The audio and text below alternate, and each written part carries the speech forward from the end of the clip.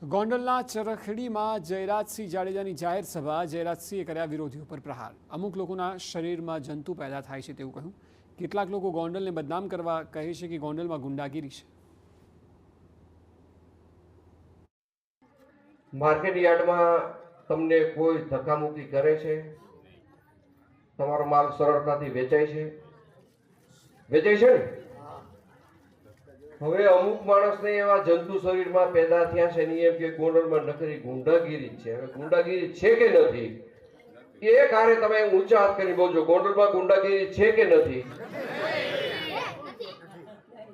ઈ આખા પાકી ગયેલા છે એટલે એને એમ થાય છે કે અમારું શરીર દુખે છે, અમારું શરીર એટલે ગોંડલ માને છે અને ગોંડલમાં ગુંડાગીરી છે એવું માને છે।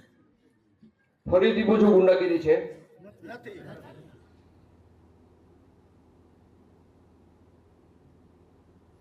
બીજી તરફ ચરખડીમાં જિલ્લા અને તાલુકા પંચાયતના ભાજપના ઉમેદવારોના સમર્થનમાં ચરખડી જલારામ મંદિર પાસે વિશાળ જાહેર સભામાં જયરાજસિંહે કહ્યું કે ખેડૂતોએ જે રજૂઆત કરી છે તે તમામ રજૂઆતોને ધ્યાનમાં રાખીને આચારસંહિતા પૂર્ણ થતાં જ અટકેલા કામો શરૂ કરાશે।